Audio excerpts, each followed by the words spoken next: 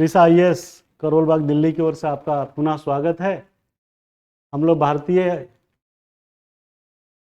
अर्थशास्त्र Indian economics की class continue चला रहे हैं, जिसमें हम लोग बेरोजगारी और रोजगार की स्थिति क्या है देश में, इस पे पिछले लेक्चर में चर्चा कर चुके हैं और इसको आगे बढ़ाते हैं। ये क्वेश्चन हमने लिखा है, बड़ा अजीब लग रहा होगा आपको। ये मैं इसलिए लिखा हूँ कि ताकि आपकी आदत ऐसी बन जाए कि आप जो है मुसीबतों में भी जो है खुश रहना सीख जाएं। क्योंकि देखिए, खुशी तो खरीदने से मिलने से रही, वो तो फील करने से होती है। और चीज़ें जो है टाइम टाइम पे बदलती रहती है। सब दिन आप एक जैसा नहीं रहेंगे जीवन में। जन्म से मृत्यु के बीच का जो पीरियड है, उसमें खुशी और गम तो आते रहते हैं। एक आदमी उस चीज़ को कैसे लेता है और दूसरा आदमी उस चीज़ को कैसे कॉग्निजेंस लेता है। कोई 20,000 रुपये की नौकरी करके आपसे ज़्यादा खुश है और आप 20 लाख की भी नौकरी करके खुश नहीं है। It depends upon your approach, your attitude, your understanding, nothing more than that. That is the cognitive behaviour. तो आप इस चीज़ को अगर आप ऐसे सोचेंगे तो आप जीवन में प्रसन्न रहेंगे। नहीं तो आईएएस बन के भी हमारे साथ बहुत लोग दुखी हैं और आईपीएस बन के भी दुखी हैं और आईआरएस हम जैसे बन के भी खुश हैं। इसलिए खुश हैं क्योंकि हम चीज़ों को हमेशा पॉजिटिव देखते हैं। अगर कोई चीज़ गड़बड़ हो गई, आपका पैर टूट गया, तो अच्छा मनाइए, शुक्र है कि भगवान ने आपकी जान तो बख्श दी एक्सीडेंट में। तो ये सब तरीके हैं जीवन जीने का, और कुछ नहीं। और जीवन जीने का जो तरीका है, वो इंटरव्यू में आपको इसीलिए वो आपका अप्रोच देखता है कि आपका अप्रोच पॉजिटिव है या नेगेटिव है। ये क्वेश्चन डालने के पीछे जो पर्पस है वो ये है, जैसे हमने कल बताया था कि जनसंख्या विस्फोट में भी अच्छाई है और अच्छाई है ऐसे। उसी तरीके से बेरोजगारी से क्या लाभ परिलक्षित हो सकता है, तो आप सोचिए, तो उसके भी कुछ लाभ हैं। सड़कों पे भीड़ कम हो जाती है, पॉल्यूशन कम हो जाता है, घर में रहना पड़ता है, दुर्घटना की संभावना कम हो जाती है। कोविड के दौरान सड़कों पे दुर्घटना कम हुई, ये जो है इंडियन रोड रिसर्च इंस्टीट्यूट कहता है। तो कुछ फायदा हुआ ना भाई। तो आप ऐसे तो नहीं कह सकते कि साहब कोई फायदा नहीं, कुछ फायदा है। सस्टेनेबिलिटी को मजबूती मिली और अननेसेसरी का मूवमेंट, क्रॉस मूवमेंट सब कम हुआ। और जब ज़्यादा बाहर जाने की नौबत नहीं आई तो आपके खर्चे भी कम हुए, आमदनी कम हुई तो खर्चे भी कम हो गए। तो ये सब बातें हैं जो कि प्रैक्टिकल है, लेकिन आपको ये सुनने में अटपटा लग सकता है कि अरे यार क्या बेकार की बात कर रहे हैं। दैट इज, दुनिया में कुछ भी यूजलेस नहीं होता, ये मैं पहले बता चुका हूँ। कूड़ा भी यूजलेस नहीं है। तो इसीलिए पॉजिटिव बने रहिए। पॉजिटिव कैसे बनिएगा वो तरीका मैंने बताया, एक क्वेश्चन डाल के कि बेरोजगारी से क्या लाभ है। तो अगर आप ये सब चीज़ों को कॉग्निजेंस लेंगे तो आपको लगेगा कि हाँ यार, बात तो सही है। बात गलत है क्या, आप बताइए। एक्सीडेंट कम हो गया, बेरोजगारी तो छोटी समस्या है। जब जान ही नहीं रहा, आपका प्राण ही चला गया दुर्घटना में, तो उससे बेटर रहने की ठीक है, बेरोजगार रह लेंगे भाई, नून रोटी खाएंगे, छपरा में रह जाएंगे। तो भोजपुरी का वो गाना जो वो खेसारी लाल गाता है, तो वो एक मैसेज है। और मैसेज क्या है? कंटेंटमेंट इज हैप्पीनेस, संतोषम परम सुखम। अगर आप अमेरिका में जाके बिल गेट्स बन के भी खुश नहीं हैं, टेंशन में है, बीपी बढ़ा हुआ है, शुगर बढ़ा हुआ है, ऑब्सेसिव कंपल्सिव डिसऑर्डर ओसीडी के शिकार हैं, आईएएस बन के भी नागालैंड कैडर मिल गया तो दुखी हैं। दुखी होना स्वाभाविक है। रिसफलिंग में हमको नागालैंड का आईपीएस बनाने की ऑफर दिया मसूरी में, तो हमने कहा भैया हम नहीं जाएंगे, हम आईआरएस में ठीक है। तो ये सब चीज़ें होती है। तो जीवन में पॉजिटिव बने, और कैसे बने ये मैंने थोड़ा सा हाईलाइट किया इस क्वेश्चन के बहाने। कोई जरूरी नहीं है, इंटरव्यू में इस टाइप से घुमा के क्वेश्चन पूछता भी है। आपका अप्रोच जानना चाहता है तो आप ये बताइए कि हम इससे भी कुछ लाभ है। कोविड से भी लाभ हमने बताया था। तो कोविड से जब लाभ हो सकता है, जहां जीवन और मृत्यु का प्रश्न पैदा था, तो बेरोजगारी से में तो जीवन मृत्यु नहीं है ना।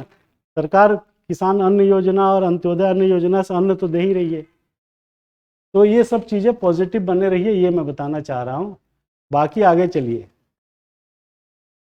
ये है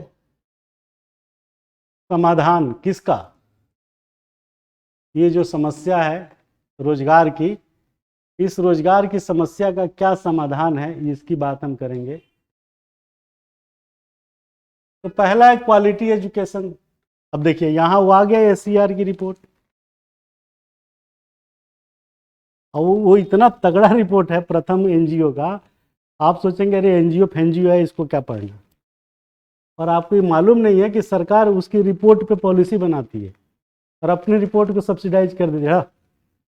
क्योंकि सरकारी रिपोर्ट की वैल्यू कम इसलिए आंकी जाती है क्योंकि जरूरी नहीं है कि वो घर घर जाकर सर्वे किया हो सकता है अपने घर बैठ के ABCD नाम लिखा और सब भर भुरा के दे दिया, क्योंकि who is going to check. तो सरकार कहती है, मानती है कि इसकी रिपोर्ट अच्छी है एनजीओ की प्रथम जो है। तो देखिए यहाँ आ गया क्वालिटी एजुकेशन। देश में क्वालिटी एजुकेशन हमने बताया कि वो बच्चों की साइंस और मैथ जो है बहुत स्ट्रांग हो गया है। सरकारी स्कूलों में दाखिला जो है बढ़ गया है। पहले दाखिला न लेने वाले 4% थे, तो अब न लेने वाले 2 ही हैं। मतलब 98% लड़कियां स्कूल जा रही हैं, पहले 96% थी। तो वो डाटा चेंज हुआ है। तो क्वालिटी एजुकेशन कैसे बढ़ेगा, इसकी ज़्यादा फोकस करने की ज़रूरत है। क्वालिटी एजुकेशन बढ़ाइए, कैसे बढ़ाएंगे ये सब चीज़ें जो है। तो क्वालिटी एजुकेशन के लिए सबसे पहला काम ये करिए कि क्राइटेरिया जो टीचर बनने की है उसको स्ट्रिक्टली फॉलो करिए।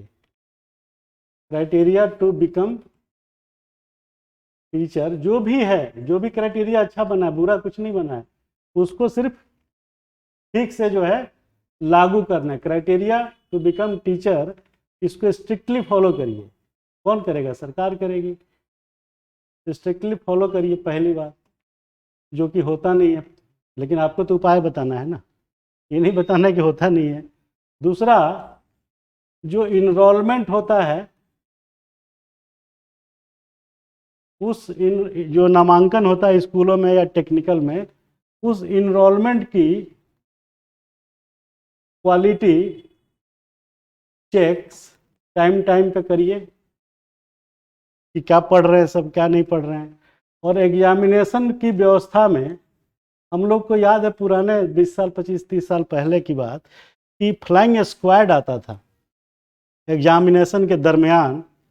फ्लाइंग स्क्वाड उड़न दस्ता आता था जो कि ये देखता था कि यहाँ नकल तो नहीं हो रही है। तो एग्ज़ाम में फ्लाइंग स्क्वाड डिप्लॉय करिए जो नकल को रोके। तो ये क्राइटेरिया ठीक करिए, इनरोलमेंट की क्वालिटी चेक करिए, पढ़ाई की इनरोलमेंट जो हो गया तीसरा एग्ज़ाम के टाइम, ऐसी तो बढ़ेगा क्वालिटी एजुकेशन। तो जब आप टीचरों की क्वालिटी शिक्षा मित्र से करिएगा तो भाई क्वालिटी तो गई। तो ये जितना जो शिक्षा मित्र वाला कंसेप्ट है, इसमें लोग मन लगा के काम क्यों नहीं करते? एक तो वेतन कम मिलता है और दूसरा उसकी भर्ती की प्रक्रिया भी ऐसे ही है, लूज है। तो ये 3-4 चीज़ों पे फोकस करके एजुकेशन की क्वालिटी आप ठीक करिए।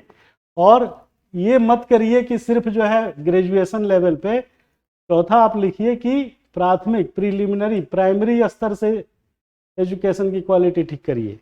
ये नहीं कि जब वो 10th में आ जाएगा इंटर में जाएगा तब कुछ नहीं होगा। अगर उसकी स्पेलिंग स्पेसिस की नहीं आती तो नहीं आती। क्यों LB? अगर उसे स्पेसिस की इंग्लिश स्पेलिंग नहीं आती तो वो जीवन भर नहीं आएगा, क्योंकि आपने 4th 5वीं 6ठी प्रीलिमिनरी में तो पढ़ाया नहीं उसको। प्राइमरी में NCERT की 6ठी की बुक उसने तो पढ़ा नहीं। अब IAS बनने के लिए MA पास करके जब आया है तो कहा जा रहा है पुनर्मुस्को भव, 6ठी की किताब पढ़ो। और वो जब 6ठी की किताब पढ़ता है तो उसको समझ में नहीं आता, क्योंकि उसकी लैंग्वेज स्टैंडर्ड है, वो कोई बच्चों वाली लैंग्वेज थोड़ा ना है, र से राम, क से कमल। तो quality education right from primary कैसे होगा? जो मैकेनिज्म है उसको स्ट्रिक्टली लागू करना। तो जो भी लागू करेगा वो उसको जो है फायदा पहुंचाएगा सोसाइटी को। और यही सब चीज़ें है प्राइमरी से चेक करने के लिए। आपको मालूम ही है बेसिक शिक्षा अधिकारी होता है, ब्लॉक लेवल पे भी वो प्रखंड शिक्षा निरीक्षक होता है, सब व्यवस्था है देश में। सिर्फ ये है कि उसका इम्प्लीमेंटेशन कमज़ोर है। इम्प्लीमेंटेशन कमज़ोर है तो इस देश में आदमी सिर्फ जो है कानून से ही डरता है, बाकी किसी से डरता नहीं है। आप जो है उसको ठीक से लागू करने के लिए, उसको इम्प्लीमेंटेशन को करने के लिए जो शिक्षा के अधिकारी हैं ब्लॉक लेवल पे, उनको उस लेवल पे थंडरिंग करिए। और थंडरिंग कैसे करेंगे, उसका अगर लंबा क्वेश्चन है तो उसमें बताइए। थंडरिंग करने के लिए जो वहाँ पे सेल्फ हेल्प ग्रुप होते हैं, पंचायत होती है, इन सब के द्वारा इस पर रिपोर्ट मांगते रहिए, चेक एंड बैलेंस बना रहेगा। अब वो बात अलग है कि जब दोनों ही मिल जाएंगे तब क्या होगा, चेक करने वाला और पढ़ाने वाला दोनों ही साठ गांठ कर लिए 50-50, तो फिर तो भाई और कुछ सोचना पड़ेगा। तो फिर तो ऐसी स्थिति में जो उसके ऊपर वाला जो अधिकारी है जिला लेवल का, वो अगर पकड़ता है तो ये दोनों को हैंग करिए। अब आप कहेंगे साहब वो भी मिल गया तब क्या होगा, बात सही है ना। तो जब वो भी मिल गया जिला का शिक्षा अधिकारी, तब तो मुश्किल तो है, ये बात सही है, लेकिन इसका भी उपाय है। इस गठजोड़ को तोड़ने के लिए एनजीओ को ले आइए, नॉन गवर्नमेंट ऑर्गेनाइजेशन को जिसकी रेपुटेशन अच्छी है, और उसको एक काम दे दीजिए, जैसे सिविल सोसाइटी है, एनजीओ प्रथम है, उसको दे दीजिए टेस्ट चेक करने के लिए। और वहाँ के लोगों को जो बेनिफिशरी हैं, बच्चे गार्जियन, उनको बताइए कि देश में ऐसे ऐसे कानून हैं, जैसे पीडीआईएस, पब्लिक डिस्क्लोजर इंफॉर्मेशन सिस्टम, कि तुम इसके तहत जो है विजिलेंस को लिख दो कि यहाँ का मास्टर आता नहीं है। लेकिन दिक्कत यह है कि अब पढ़ने वाला खुद ही चाहता है कि हम ना पढ़ें। तो जब ये सारे मिल जाएंगे तो उसको क्या बोलते हैं, ऑर्गेनाइज्ड क्राइम, संगठित अपराध। ये क्वेश्चन आता है कि संगठित अपराध से क्या समझते हैं, तो यही एक लाइन का जवाब है कि सिस्टम के सारे ऑर्गन्स का आपस में गठजोड़ करके भ्रष्टाचार को बढ़ावा देना, to lead the corruption by involving all the agencies right from making to implementing to supervising, is called organised crime. सब मिल गए, एक ही थैली के चट्टे बट्टे जिसको कहते हैं, सब मिल गए, चोर चोर मौसेरे भाई, तो उसको बोलते हैं संगठित अपराध, जिसमें बनाने वाला, नियम बनाने वाला, नियमों को लागू करने वाला, और नियमों को लागू न करने की सजा देने वाला, जुडिशरी, पुलिस और आप, तीनों मिल गए। तो this is called organised crime. ये क्वेश्चन आता है और ये बहुत अच्छा तरीके से आता है, नहीं तो इंटरव्यू में मुझे यूपीपीसीएस में फंसा दिया था इसी पे कि व्हाट इज ऑर्गेनाइज्ड क्राइम। वो भी कह रहा कि ये व्हाइट कॉलर क्राइम में होगा कि ब्लू कॉलर क्राइम होगा। अब क्राइम भी दो है, उसमें भी रंग है, सफ़ेद कि ब्लू, तो ये सफ़ेद में आएगा, व्हाइट कॉलर क्राइम है। तो आप समझ गए ना कि ये क्वालिटी एजुकेशन कैसे होगा, डिपेंड करता है आपसे क्या पूछा जा रहा है, कितने शब्दों का है, तो उसी के हिसाब से आप कम ज़्यादा कर लीजिए। लेकिन आपको तो सुझाव बताना है, आपको तो समाज सुधारक की तरह कह नहीं रहा है कि जाके आप सुधार दीजिए, वो तो जब आप बनिएगा आईएएस तो सुधारते रहिएगा। दूसरा, क्रेडिट फैसिलिटी। तो क्वालिटी एजुकेशन देने से ये होगा कि लोगों की टेक्निकल नॉलेज अच्छी होगी, शिक्षा का नॉलेज अच्छा होगा तो आगे आर&डी, रिसर्च डेवलपमेंट, इम्प्लीमेंटेशंस, अपना कारोबार कुछ भी करेगा तो सफल होगा ना, कि उसको बेसिक नॉलेज तो क्वालिटी पूर्ण है ना। अगर 10वीं पास है, पहले का आदमी 8वीं पास होता था तो बीए एमए को फेल कर देता था, आज का बीए एमए पहले का 8वीं क्लास से भी गया गुजरा है, वगैरह वगैरह है। तो ये चीज़ नॉर्थ में ज़्यादा है, बाकी साउथ हाउस में स्थिति ठीक है। दूसरा है पूंजी निवेश। तो पहले ही बता चुके हैं हम आपको कि पूंजी निवेश कैसे होगा और उसको कैसे किया जाएगा, और पूंजी निवेश करने से क्या फ़ायदा होगा। कि पूंजी निवेश इंफ्रास्ट्रक्चर में होगा तो इससे रोजगार बढ़ेगा कैसे, जब कोई चीज़ क्रिएट की जाएगी, पुल, ब्रिज, सड़क, रेल, तो इसमें आदमी काम मिलेगा ना आदमी को,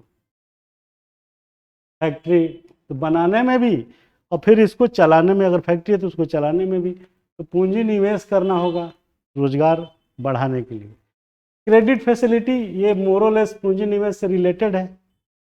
फर्क ये है कि पूंजी निवेश जो है बड़े पैमाने पे है, क्रेडिट फैसिलिटी माइक्रो क्रेडिट की भी बात हो जाती है, माइक्रो फाइनेंसिंग की भी बात हो जाती है। तो क्रेडिट फैसिलिटी आपको मिलना चाहिए, जैसे तमाम ये मुद्रा योजना जो छोटी मोटी योजना है, PMRY है, प्रधानमंत्री रोजगार योजना, मुद्रा योजना, तमाम योजनाएं हैं जिस पे फाइनेंशियल इंक्लूसिव की बात हम लोग पहले कर चुके हैं। वही है सेल्फ एम्प्लॉयमेंट को बढ़ावा देना। देखिए ये बड़ा बढ़िया टर्म है, इंटरव्यू में हमसे पूछा था। तो सेल्फ एम्प्लॉयमेंट को बढ़ावा देने के लिए वोकेशनल गाइडेंस प्रोग्राम सरकार चलाती है, VG प्रोग्राम। कहाँ पे? एम्प्लॉयमेंट एक्सचेंज में और ITI में। वहाँ से आप ट्रेनिंग लीजिए और ट्रेनिंग लेने के बाद अपना संबंधित जो है काम शुरू करिए। और पैसा कहाँ से मिलेगा? क्रेडिट फैसिलिटी के तहत, क्रेडिट फैसिलिटी में PMRY, प्रधानमंत्री रोजगार योजना से। ऐसे आप काम हो रहा है देश में, इस पे काम हो रहा है। बहुत लोग ने गाड़ी खरीदा, ट्रैक्टर खरीदा, किसी ने टैक्सी खरीदा, किसी ने कुछ किया। उसके बाद use of labour intensive technology वो आपको बता चुके हैं, कॉटन और हैंडीक्राफ्ट, और उस पर जो है होजरी पे सबसे ज़्यादा जो है इस पे लेबर इंटेंसिव काम होता है। तो इसको लेबर इंटेंसिव टेक्नोलॉजी लाइए। Need for national employment policy, ये कुछ नई चीज़ हमने डाली है कि राष्ट्रीय रोजगार नीति बनाई जाए। इसकी ज़रूरत है देश में। और क्या बनेगा? नीति बनाना और नीति क्रियान्वित करना दोनों अलग अलग चीज़ें हैं। तो नीति बनाना तो आसान है, सारी समस्या तो नीति का क्रियान्वयन को लेके है ना, है कि नहीं? नियम तो सब अच्छे अच्छे बने ही हैं।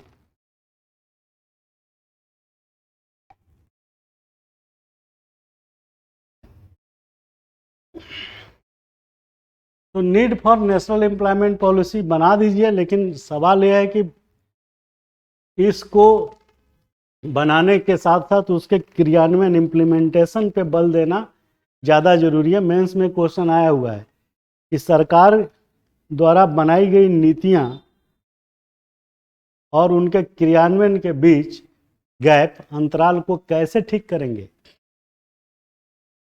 क्या नीतियों का क्रियान्वयन संपूर्णतः न होने के पीछे नीतियों के निर्माण में बेनिफिशरीज को शामिल न करना एक कारण है? ऐसा आएगा, समझ रहे हैं?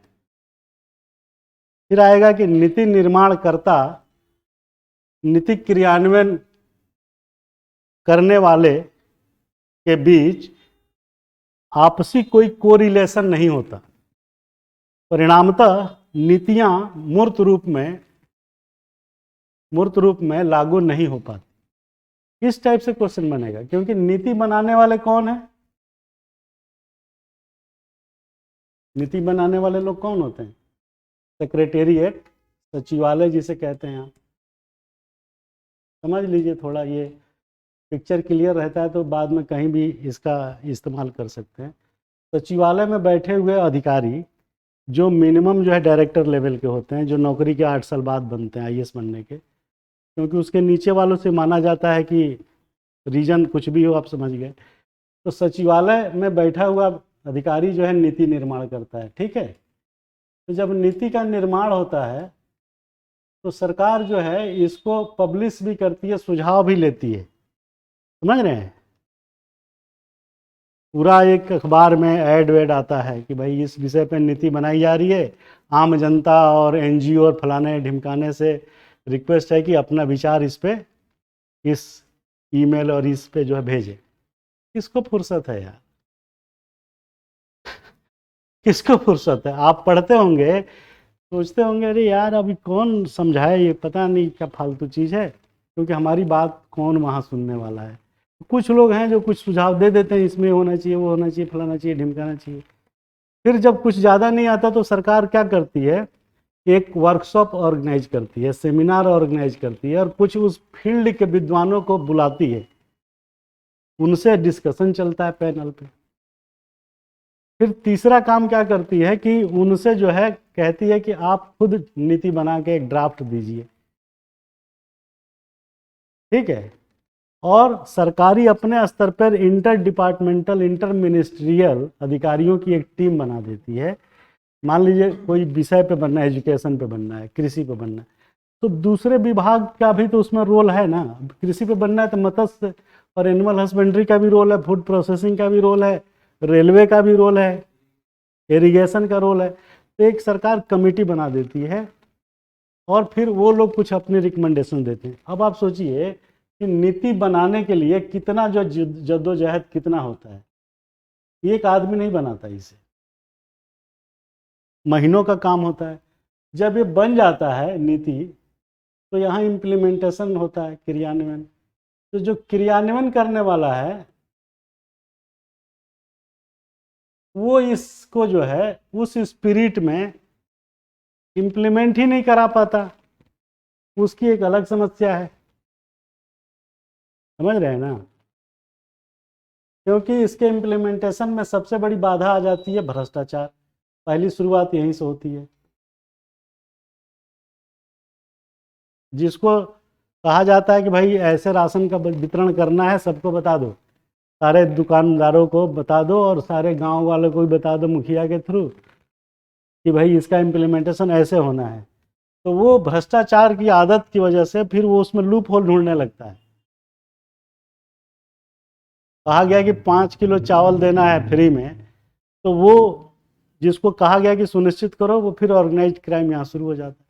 तो जिस एरिया में ऑर्गेनाइज्ड क्राइम ज़्यादा है, नॉर्दर्न पार्ट ऑफ इंडिया, तो वहाँ पे इसका इम्प्लीमेंटेशन कच्चा होता है, मैंने देखा है। और साउथ में इसका ईमानदारी से बड़ा